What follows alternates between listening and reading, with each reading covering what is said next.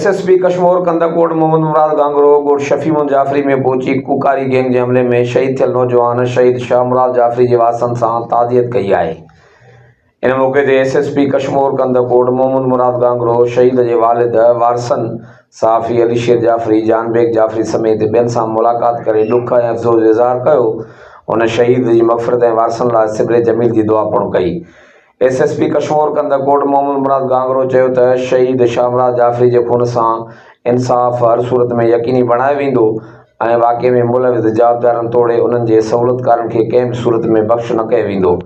उन यकीन ॾियारियो त पुलिस जदीद हिकमत अमली तहत जवाबदारनि की गिरफ़्तारी लाइ कार्रवाइयूं जारी रखियूं पई अचे।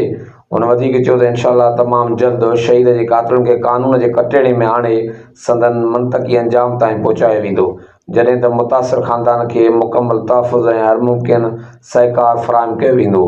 शहीद के वारसनि एसएसपी कश्मीर कंदाकोट के आमद ऐं इंसाफ़ की ख़ातिरी कराइण ते संदसि थोरा मञिया ऐं मुतालबो कयो त कातिलनि खे जल्द अज़ जल्द गिरफ़्तार करे खेनि इबरतनाक सज़ा ॾिनी वञे।